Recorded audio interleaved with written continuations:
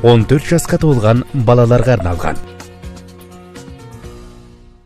Мен өзге адамдарға көмектескеннен ләззат келемін.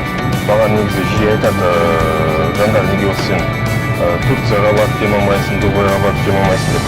Маған ол расында қызық емес. Сіздің ұғымыңызда байлық деген сонда не ол жалпы? Мен тек қана балық қана беріп қоймай, қармақ бергім келеді адамдарға. Өзім ұраным, жақсыға талпын, өзгеге көмек бер. Сіздің жобаңызды расында мен қызық көрдім, көліктің ішіне түсіп өткен. Сол себептен бүгін осы эфирге қатысып жатырмын.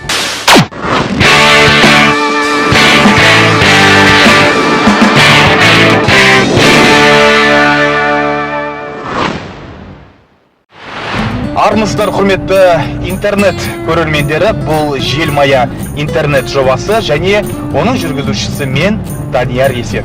Ал енді бүгінгі менің қонағым, менің жол серігім, жолаушым, қайырымдылық деген кезде алдына жан салмайтын кәсіпкер Жандар Садықов мырза.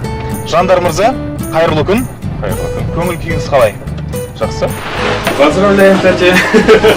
Поздравляем семью Карабаевых с приобретением новой квартиры. Желаем вам в новой квартире счастья, благополучия. Желаю вам, кстати. Ал енді мынау сіздің Қарабаевтар отбасы, егер мен қателеспесем, Қарабаевтар отбасына жасаған үлкен жақсылығыңыз, үлкен көмегіңіз бұл бұқаралық ақпарат құралдарында болсын, біздің өмірімізде болсын, бір дүмпу жасады. Жап-жас жігіт көп балалы анаға, 7 бала асырап отырған анаға бір бөлмелі пәтерді сыйға тартты деген ақпарат лезде тарап кетті. Қаланың ішінде болсын, республикада болсын, біреулер сізге алғысын айтты, бәрекелді деп алғысын жаудырды. Ал енді біреулер шыны керек, енді халыққа бірдей жағу қиын. Ол жас жігіт өзіне жарнама жасап жатыр, пиар жасап жатыр дегендей де әңгімелер айтылып қалды. Ондай әңгімелерді сіз қалай қабылдадыңыз? Басында Болды, естідіңіз, болды, естідім. Оның бәрі жүрекке ауыр тиді. Тегін пәтер алып берсең де жақпайсың. Оның бәрі. Бірақ менің мақсатым тек пәтер алып беріп өзімді танымал қылу емес мақсатым болды. Менің мақсатым пәтер алып беріп өзге кәсіпкерлерді осы эстафетаға тарту. Мен арасында эстафета жария еттім. Менің мақсатым басқа да кәсіпкерлер үлгі алып пәтер алып бере бастасын дедім.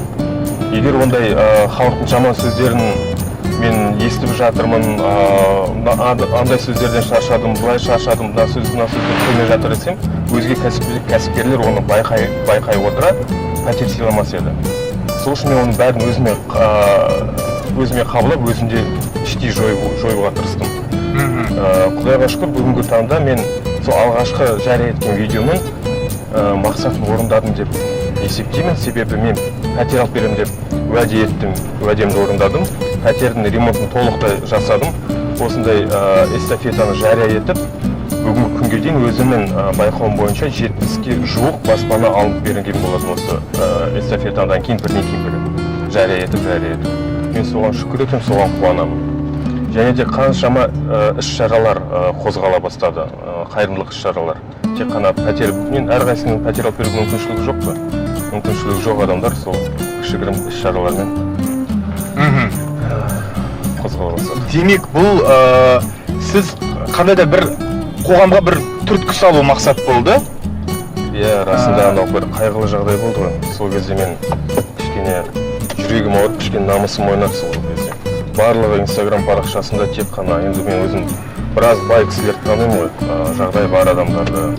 Олардың барлығы әшейін выражаем свои соболезнования, көңілдерін айтып қоя салды. Бір күн өтті, 2 күн өтті, мен түсіндім, 3-ші күні тағы осылай қайталап, одан кейін ұмытылып кетеді, осы жағдай қалады, ештеңке өзгермейді. Себебі ол жанұя Қазақстанымызда жалғыз жанұя емес, ондай көп балалы, мұқтаж жанұялар көп. Енді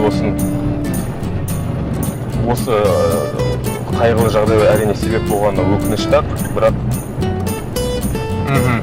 сол моментті пайдаланып мен істедім, осындай эстафета жария еттім. Енді бір отбасыны бақытқа кенелту, бір отбасыны қуанышқа кенелту, қаншама тағдыр, саға 7 бала, қосымша ана, енді былайша айтқан кезде 8 адамға бір жақсылық жасау бұл екінің бірінің қолынан келе бермейтін дүние. Бәрекелді дейміз өзіңізге. Желмая интернет жобасының Жандар мырза дәстүрлі сұрағы бар. Ол елордамыз. Нұр-Сұлтан қаласына қай уақытта келдіңіз және қандай мақсатпен келдіңіз? Және осы Нұр-Сұлтан қаласына келген кездегі басты мақсатыңыз, арманыңыз орындалды ма деген сұрақты алдымен өзіңізге қойғым келіп отыр. Біз жанұямызбен, отбасымызбен 97 жылы көшіп келген едік осы. Қай қаладан? Қарағанды қаласынан. Қарағанды. 97 жылдан бері тұрамыз. Мен өзім қарапайым отбасынан шыққан баламын. Ол кезде анам сауда жасайтын болатын. Одан кейін мен өз оқуымды бітіріп, Құдайға шүкір, бүгінгі күні мен өзімнің мақсаттарым, сол кезден бастап көзделген мақсаттардың бәрі орындалды деп ойлаймын. Және де қазір уже қосымша тағы да басқа мақсаттарым, басқа армандарым қосылып келе жатыр алдағы уақытқа қарай. Енді осы кәсіпті бастау, жалпы бизнес жолына түсу, ол сіздің кішкентай кезіңізден алға қойған мақсатыңыз ба, жоқ әлде бір аяқ астынан бір кездейсоқ бола қалған дүние ме? Мен анық есімде, мен жасым 4-те немесе 5-те болған кезде үлкен кісілер сұрайтын, болашақта кім боласың деп. Сол кезде мен айтқан, болашақта бизнесмен боламын деп. Сол кезде маған андай үлкен көліктерден қарындары шыққан үлкен кісілер шығатын, костюм шалбар, соларға қарап қызығатын едім мен. Мен кәсіпкер боламын, мен бизнесмен боламын деймін сол кезде. Аффирмация сол уақытта болды ғой демек сізде. Мүмкін періштелер аумен деп қалған болды. Содан кейін ары қарай енді қалай бастадыңыз? Бізді қазір көріп отырған көрермендер үшін негізі өте білгісі келетін сұрақ осы. Жалпы тиын теңге тиыннан құралады әрине. О баста қай бизнесті бастап көрдіңіз? Қалай болды? Бетіңіз қайтып қалған кездер болды ма? Банкрот болып қалған кездеріңіз болды ма? Жалпы қалай басталды о бастағы бірінші жұмыс?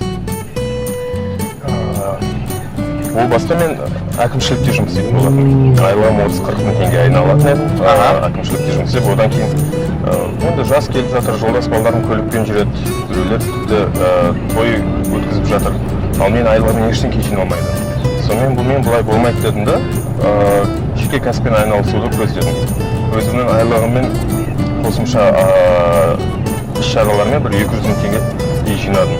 Сол 200 мың теңгемен мен полиграфия ашқан болатын алғашқы Юго-Восток микрорайонда. Ең алғаш сіз айлығыңыздан 200 мың теңге жинап типография, полиграфия аштыңыз. Содан мен жиналған қаражатқа жұмыс істей бастадым. Ақшаны еш жаратпай өзіме нақты цель, нақты мотивация қойып, соған жетуді көздедім. Басқа ештеңе көрмедім, басқа ештеңе ойламадым. Жиналған ақшаға мен қосымша 2 PlayStation сатып алып, артынан ойын клубын аштым. Одан тағы да ақша жинай, тағы да 4 компьютер алып, кішігірім интернет клуб ашып қойдым. Жаңағы типографияның жанынан. Типография өзімен өзі жүріп жатыр, ол кәдімгі пайда келіп жатыр, демек. Сөйтіп, Юго-Восток енді кішкене кедей адамдар көп тұрар ғой Юго-Востокта бізде. Әл ауқаты, тұрмыс деңгейі төмендеу. Тұрмыс деңгейі төмендеу, адамдар көп. Бұл жерде көбісі айлыққа жұмыс істейді. Кейбір кезде бұлардың айлықтарын кешіктірген кезде, оларды пәтерді босатыңдар деп қожайындар шығады.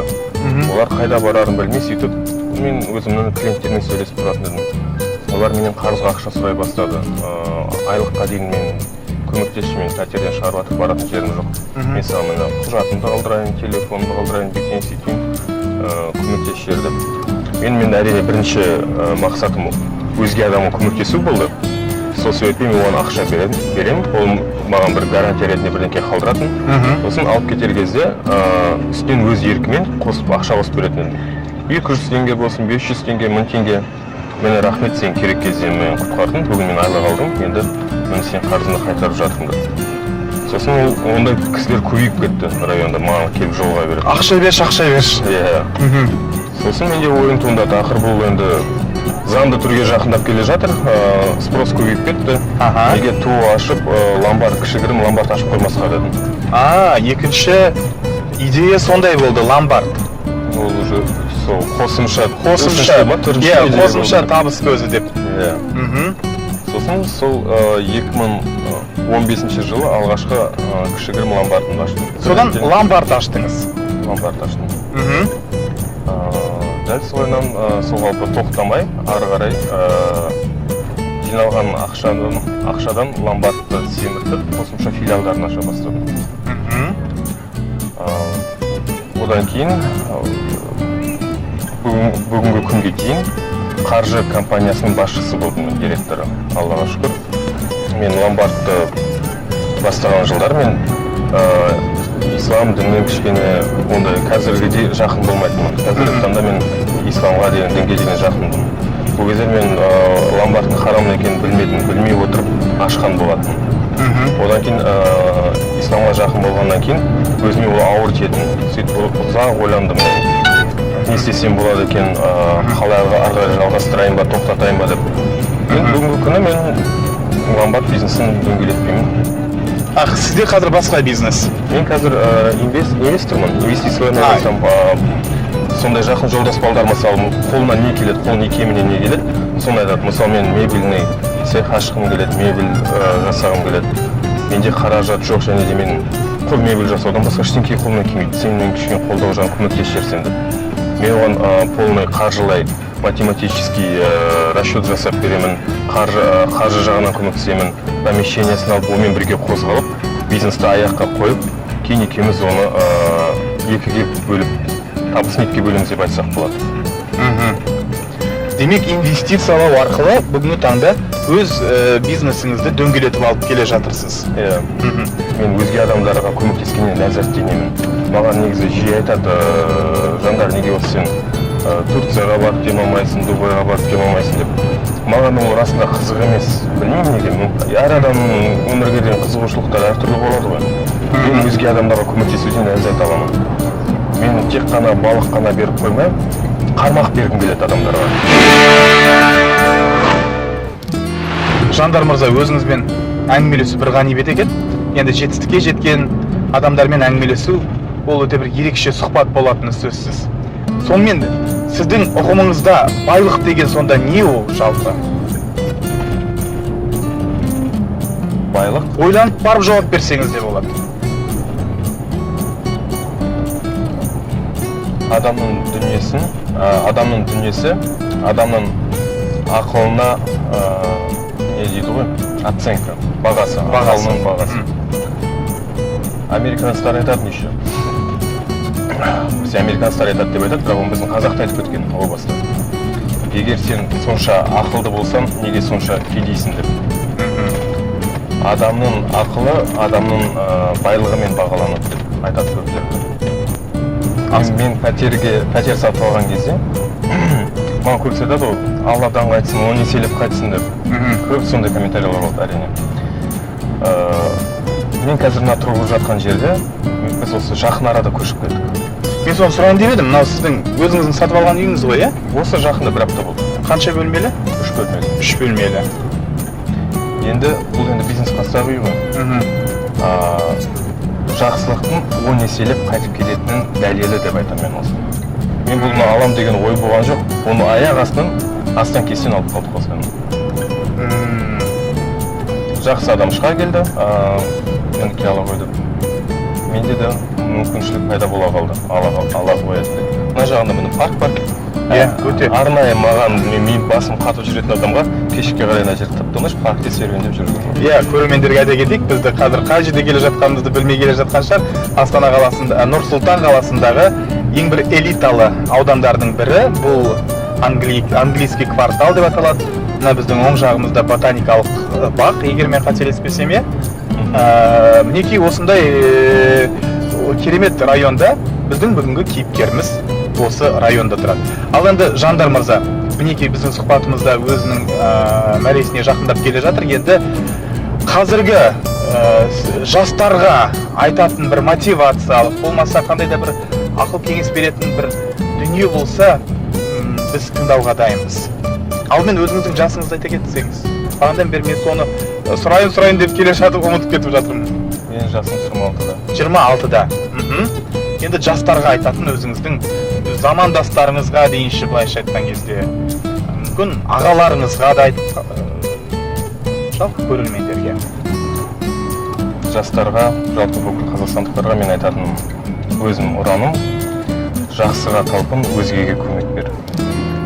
Әрдайым алдыға ұмтылу, өзін дұрыс мотивация беріп жүру керек. Ақша табуға, мал табуға әрдайым ұмтылу, талпыну керек. Еш нәрседен ерінбеу керек, ешқашан ерінбеу керек. Өзіңді былай айтсақ енді қамшылау, аямау керек. Жас кезде өзінен бүкіл соқтарды выжимать ету керек. Мына қазіргі істеп жатқан пайдасыз нәрселердің бәрін болашаққа ешқандай оның пайдасы жоқ. Енді әр жас қымбат көлікке қараймыз, успешный адамдарға қараймыз да былай қызғамыз ғой әрине. Енді соған талпыну керек қой енді.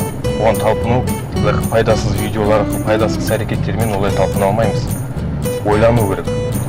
Қолын икемінен не келеді, өзіңізге жалпы не қызық, немен айналысқыларың келеді. Соны таңдап, соны жүзеге асыруды бар жағынан ойлану керек. Рахмет. Бүгін енді бізге уақытыңызды бөліп, енді бизнесмендерде уақыт көп бола бермейді. Енді бүгін уақытыңызды бөліп, бізге сұхбат бергеніңізге алғысымызды білдіреміз. Енді аз ғана уақыттың ішінде көп дүниені айтып шығу мүмкін емес, бірақ дегенмен де біршама тағылымды әңгімені естідік деп ойлаймыз. Рахмет. Бүгінгі Желмая интернет жобасының қонағы болған кәсіпкер Жандар Садықов мырза. Ал қымбатты интернет қолданушылары, бізге лайк басуды ұмытпаңыздар, және де біздің арнаға міндетті түрде тіркеліңіздер. Келесі кездескенше аман сау болыңыздар.